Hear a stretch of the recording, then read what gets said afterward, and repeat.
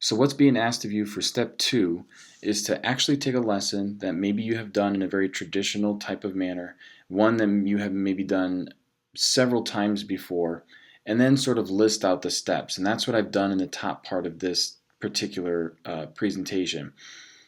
And an example lesson of simple and compound sentences. This was a 45-minute class period. It was a middle school class for English, and I would usually spend the first 25 minutes or so introducing simple and compound sentences. 20 to 25 minutes. Usually students were, of course, taking notes and asking questions and everything else. Then we would pass out whiteboards, erasers, and markers, which would usually take about 3 minutes, if that, maybe sometimes more, depending on the middle school class. We would practice writing simple and compound sentences using varying topics that I would give the students. This practicing time would, within that allotted time, would be about 10 minutes because I wanted to leave 7 minutes or so at the end in order for them to actually get started on their homework. And when I first started off the lesson, it was some type of worksheet.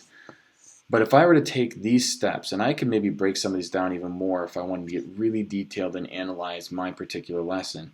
But if I was to break these down, what I'm then taking is the different parts and I'm putting them into Bloom's taxonomy. So the first step, introducing simple and compound sentences, that is something that is very low level Bloom's taxonomy. It's just basically understanding. I'm just asking my students to understand the material. Passing out the whiteboards, erasers, and markers, that doesn't really fall into the learning process of Bloom's taxonomy. The next one is practice writing simple and compound sentences using varying topics.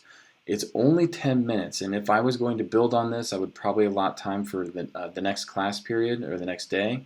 But this is us trying to essentially apply our understanding of what we just put in that class.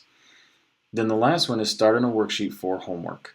So I am asking the students to just continue to apply the new knowledge that I have given them or that they have received and just continue practicing it.